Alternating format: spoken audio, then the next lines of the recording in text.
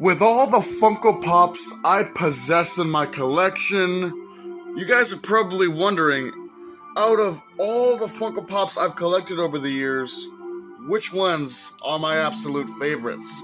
So without further ado, let's get into it. First up, we're going to start at the beginning with the Funko Pop Games Five Nights at Freddy's number 901, Foxy the Pirate. This is one of the first figures I ever got, and Five Nights at Freddy's is kind of my first venture into Funko as a whole, so these Five Nights at Freddy's figures really hold a special place in my heart. Next up, we got the Gremlins Stripe figure. This is the original Gremlin figure that came out, and it is outdated, but it was another one of my favorite figures, one of the first figures I started out with, kind of moving into more pop culture stuff beyond just the Five Nights at Freddy's figures, and it's still one of my favorite figures, even though nowadays it's very outdated with the more realistic figures coming up by Funko.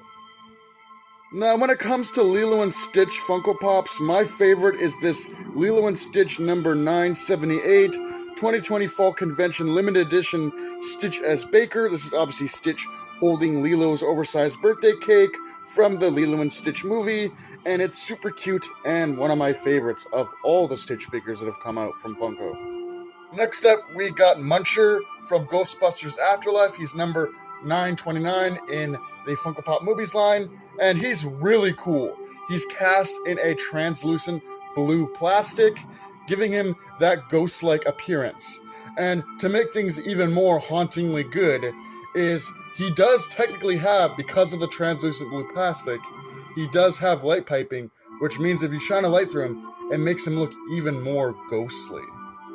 Here we are encroaching on the end, but I think I had to include Dr. Alan Grant in this video because he's definitely one of my favorite figures. I loved Alan Grant in the first three Jurassic films, and when I found that he was going to be in Jurassic World Dominion, I was super excited. So when the Funko Pop came out, I ran to the stores to see if they had it, and I grabbed it. This is the Funko Pop Movies Jurassic World Dominion, number 1221, Dr. Alan Grant. He looks so cool, and I love this figure. Now, obviously, this was no choice at all. This is perhaps one of my favorite Funko Pops in all of creation. This is the Monster Hunter World Zinogre. Definitely a really cool and interesting creature design.